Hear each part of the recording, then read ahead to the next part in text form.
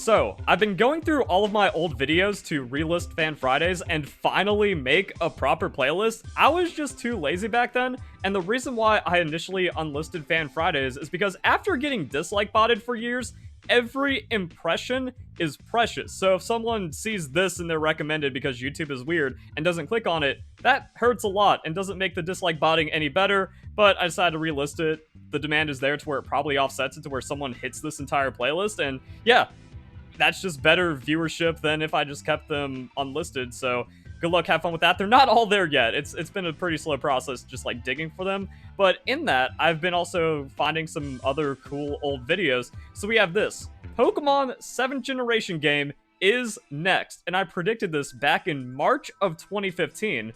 And that's because it was a weird time. You know, we just came out of like this transition to where now we're globally getting Pokemon launches. Is it just going to be 3 years into the next game, which is now what happens regularly and predictably? But back then, people were still thinking, nah, man, it's still too fast to just go straight into 7th generation. We haven't even had Pokemon Z version yet.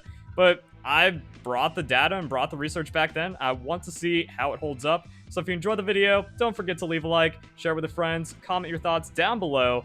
Welcome back, Wolfpack. Verlisify here, and we all want it. We all want to know when that next Pokemon game is coming out, and I've just been doing crazy math, just looking at all the release dates, trying to find a pattern as to what could possibly be the next Pokemon game. Is it going to be X and Y2 or Z version or whatever? Is it just going to be straight up 7th generation? What are we looking for in the next Pokemon games? And that's why right here I just have a timeline of the Pokemon games, and I've just been doing all sorts of pattern seeking that, you know, for the early stages of Pokemon, when Pokemon was freaking a worldwide phenomenon. Let's go and change this to red so it's easier to see. You know, we were getting Pokemon games every year, it felt like, you know, all the time. Pokemon Crystal, Red, Blue, Gold, Silver. Now these are the Japanese release dates, and for anything outside of Japan, you know, it's generally the next year or delayed just a little, and I'm going to talk about that in a bit. So right now we're just kind of looking, you know, Pokemon was booming for a while, and then there was a gap, and then we got 3rd generation.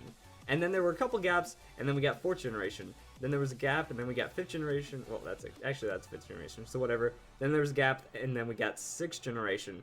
So it seems like there's a year break between every new generation of games. So far, my take is, I had it back then, and I've still got it. Y2, if you were outside Japan, those games felt quick, because Black and White 2 had like a spring release, and then next thing you know, oh, damn, it's October, and now we have X and Y, new generation game, right after the sequel. But really, for anyone in Japan, you know, that was a year between these games. And Pokemon really likes releasing in the fall, that they want to get, I guess it feels like they want to release that game, get that big December boom, potentially, and that they're just releasing on holiday season. So that's kind of something we also have to anticipate while we're looking for these patterns. So it does seem like, you know, we do get some form of remake and then sequels and all sorts of things like that. So just been kind of going through and seeking patterns. And then at the same time, I also went and I was looking at the release dates and announcements. Now, these were the only ones I could find because archiving on the internet, you know, for Pokemon games has been really recent. But first off, you know, Pokemon Black and White was announced January, and it has a September release in Japan. Black and White 2 is very peculiar. It was announced February 26th and had a June release for Japan. So, I mean, late February, so might as well just go, no. So going through older videos and digging through history like this is always a good thing to do frequently. I kind of have my yearly run of, oh, what's going on with Pokemon news and the Pokemon game announcements and stuff. We just keep hitting those old articles and those old announcements. But it could be easy to forget over the course of a year, 2 years, 8 years, how some of these really old announcements have gone. That Black and White 2, yeah, that's the fastest we've ever had, and that's including the DLC for Pokemon Sword and Shield. So even though we've had it kind of speed up for Pokemon releases, because looking at this right here, it was every 4 years, and now it's every 3 years, ever since they kind of standardized it for global release. But that was a January announcement into June DLC 1 release. Black and White 2, just a full big game. February into June, done. And we also have some other weird announcement times that I'm probably going to talk about. March, April, May, June, and 4 months between the game being announced and the game being released. That was quick. ORAS still felt pretty quick. You know, it hasn't even been a year since Omega Ruby and Alpha Sapphire was announced. That was announced in May and then had a November release. X and Y was announced in January and had an October release. So if I go and find this really quick, also we need to add these windows. Okay, so I have also been looking at interviews with Game Freak. Masuda, he did this interview, and this one seems very, very peculiar. So pretty much he was talking about, like, for example, Black and White came out with a gray. People were expecting gray. But the thing about Masuda and Game Freak, they want to be a little tricky. They want to make it to where they're not as predictable. So same thing with X and Y. Having a Z sounds straightforward, so they're trying to surprise people, which is why they had Black and White 2 instead of Gray. And according to this part of the interview, it seems like Omega Ruby and Alpha Sapphire was actually the Z version. So this is what frustrates me about the Pokemon community, is that they just fabricate their own reality outside of the actual facts, but I guess we've kind of seen that everywhere. People still in denial of the fact that Wolfie VGC has cheated multiple official Pokemon events and constantly uses hacked Pokemon. But nah, you're a liar, Verlisify. Wolfie doesn't cheat, and even if he did cheat, there's no problem with it, but he doesn't cheat. And this goes back to the history. That's why it's like, oh yeah, just, a decade of this. No wonder I'm still annoyed at all the idiots and toxicity that only gets worse inside of Pokemon. And I keep bringing it up, hoping that there's going to be some kind of change. And even back then, I was the only one digging through interviews to try to put the pieces of the puzzle together, and if my research concluded something against popular opinion, I would cover it instead of being fake and lying and then talking about some kind of fake 4chan leak or something. This is one of the biggest, most revolutionary interviews that we've ever had in Pokemon that people still just refuse to accept, and they didn't accept it back then, even with, over 100,000 people watching the video. And the funny thing is, now we have Zoomerisms, so we can look back and see, wow, people couldn't even cope back then. Thing is, in the demo of Oras, it was found that you could obtain Gen 6 native Pokemon in 2 more games. Except it wasn't. That was just all this fake clickbait nonsense that keeps getting peddled throughout the community from bad actors. It was going on back then too, and has only gotten worse. And then idiots just kind of latch themselves onto that because that's just society and the culture. People get married to someone else's idea and then will defend it to the death no matter how wrong it is, and then they can never admit that they got duped or were ever wrong at any point, and it's just insane to me. Also, the 2 more games thing doesn't make sense at all because, again, this interview debunks that because they're trying to do things in different new ways and surprise people. So it's not like we're going to get Black and White 2 and then X and Y 2, and those are the 2 games, therefore, haha, you're wrong, Verlisify. That, along with the inclusion of AZ's Floette and Zygarde's new potential signature move, makes any 7th gen theory hard to believe. But meh, it's just all speculation. And the way I interpreted this was like, it's all speculation, including this video that's using official interviews to try to come to some kind of rational conclusion. Just a theory, but I'm thinking that they split Generation 6 in 2. It's the shortest gen by quite a lot, still true, and I think the next Pokemon games will be X and Y 2, with the other half of the gen being the rest of the story. AZ's Floette, Volcanion, Zygarde's unreleased signature move. Which fraud Poketuber infected the minds of these kids 8 years ago, to where just because there's some unused game data means it has to be used, even though I'm pretty sure I was doing videos around this time showing unused stuff in previous games. Wasn't there something in like Pokemon X and Y where there's also 2 placeholder, maybe even 3 placeholder games for the DS? And then we went to 3DS with the next generation for Pokemon X and Y. It's also another trend in the Pokemon community to where people's hope for something like a fake leak or just really, really stupid theory transcends the reality of the situation, and then they just commit to that and stick with it no matter how much evidence is shown against them. But then they always say the same thing where it's like, well, we're both speculating, so we're equally wrong and or right. My thing is, they're going to make another game based on Kalos before 7th generation. They need to elaborate on Zygarde's story. Funny thing is, they did that in the future generation, so we actually didn't need to still have something before 7th gen for Zygarde. I'm really hoping for a Z version, and then yeah, like everyone just wants X, Y, Z, Black, White, Gray, and then we kind of saw this really get mixed up, and that goes to this part of the interview right here.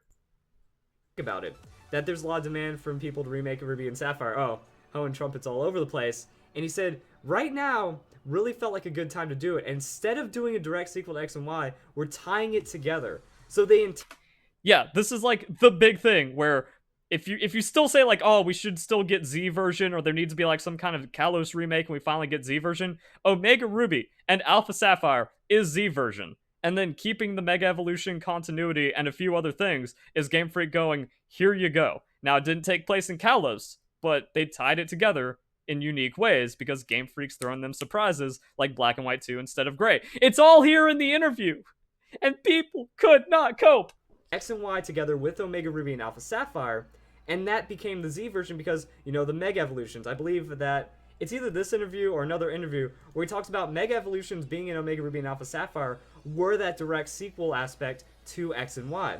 So that means it seems like Omega Ruby and Alpha Sapphire is that sequel version, which means if we pull up our list again right here, well, that means we need to get rid of that, and we look over here, it kind of ties back to the timeline.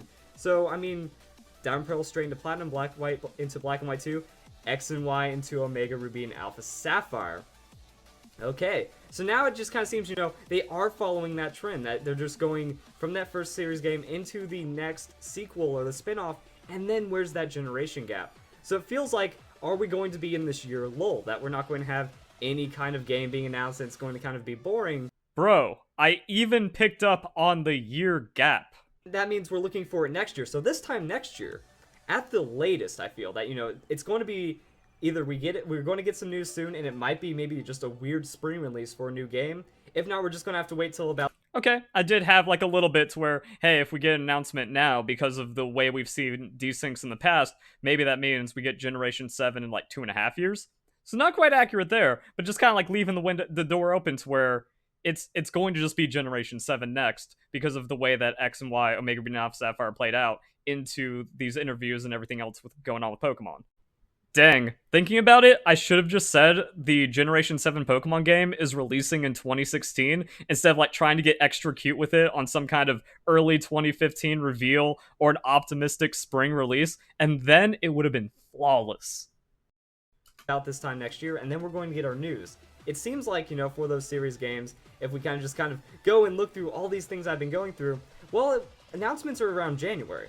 So at the beginning of next year, we can expect to see something for 7th generation, is my prediction, because of like all these breakdowns. That's another crazy thing about the time. Pokemon Day meant nothing for reveals. Now Pokemon Day is like, oh, this is when we expect the new Pokemon game. Everything is Pokemon Day. But yeah, X and Y was January, and then ORAS was May, and now we're in 2015 where we didn't have anything. So 2016 is what started that trend, and that's where it's like, we didn't know. Now, if I had made like the god tier prediction of like, wait, maybe Pokemon Day has relevance from here on out, then February, like late February will be the announcement. That would be super cracked. But I guess we also had the Black and White 2 announcement for like Pokemon Day-ish kind of stuff. It's just weird. So then I went and found another interview that more just talks about the competitive aspect of the game. Like when you're adding Pokemon, what kind of care does Game Freak take? And it seems like they take a lot of care, that they want to make Pokemon more competitive, which is why X and Y, it feels like they had a lot more Pokemon that people are using, you know? Aegislash, Greninja, the Megas, they want it to where almost everything feels useful, compared to the older generations where you kind of don't feel that as much, and you... Damn, man, fix your collar. The shirt is offset. You know, if you...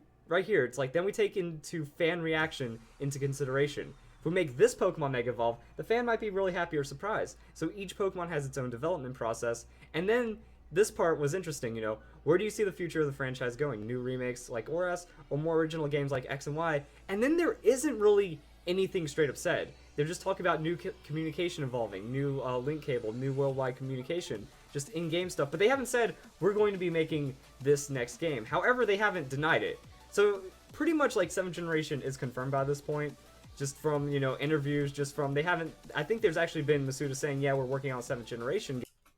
Also, yeah, unfortunately, we didn't get anything crazy. It's like, yo, they said, like, Nintendo Switch stuff is coming. There's always going to be a challenge to evolve the series in tandem with the change in technology.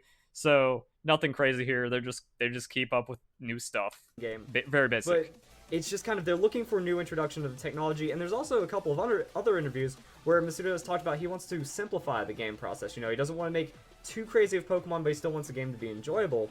So, I mean, we have 7th generation on the way, and I'm just kind of been going through all these other things to really break it down, and I feel that, you know, we're either going to get an announcement really soon, or that it's just going to be, we're going to have that year wait, and we'll know about this time next year. Now, the thing is, with YouTube being my job for Pokemon, I really want to see that game next year, and also just as a Pokemon fan, you know, X and Y, Omega Ruby and Alpha Sapphire, these games feel like they died off really quick. That around this time last year, people were still entertained by X and Y, but now with Omega Ruby and Alpha Sapphire, an arguably larger game, we're getting to a point where people aren't as happy, like, they're not as excited. I'm saying we're still happy with the game, but we're not as playing it as hardcore as we used to. I feel that... that's the yearly talk, every Pokemon game talk, where it's only gone downhill since Pokemon X and Y. Pokemon X and Y was like the renaissance where everyone was loving playing Pokemon, playing more legit, and it was one of those things like, yo, I think Pokemon Bank killed Pokemon like permanently because everyone was like just hard grinding out Pokemon X and Y. Also, being the first Pokemon game on the 3DS, it took a lot longer for the hacks to come. This is its own video where you just kind of like look back on it and go, wait a second, yeah, like Pokemon X and Y, before all the hacks came out, before like everything got super just hacking all of your Pokemon stuff, and before Pokemon Home brought in the flood of RNG to just gen to Pokemon, and people were actually working, and that gave the game months more longevity because that's how it's supposed to be played. And Omega Green Alpha Sapphire, that was one of the weird things where I was like, huh, this game didn't last as long. And there's also the look back that I've had for many years now to where, like, after Ultra Sun, Ultra Moon came out, Omega Ruby Alpha Sapphire is the best 3DS Pokemon game. It was like the sleeper hit, and it lasted until March, which is that's kind of what I'm saying here. I'm like, it's dying off, but at least it made it into the next year. For Pokemon Sun and Moon, by January it was gone, but X and Y was still kicking into the announcement March, April, May. By the time we got the ORAS announcement, so it was different. The game has just dropped off for the 6th generation. So maybe if the 7th generation comes in now, we'll readily pick that game up again, and we'll be good to go. And that's what I feel.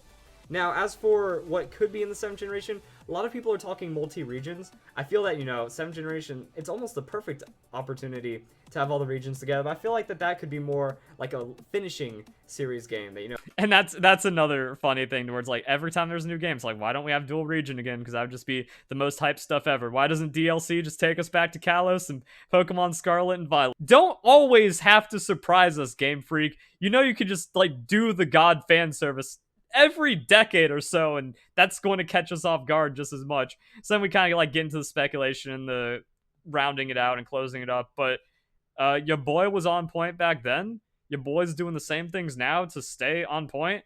And like my only quote unquote miss is me thinking like, we have to have like a new evolution, right? Bro, that Eevee hurt its leg in the movie. You can't fault me for thinking we gotta have a flying or dragon type evolution out of that because it's been so long since we've had a new evolution. And now in Generation 9, we can tell it's just a complete refusal from Game Freak to actually give us a new evolution.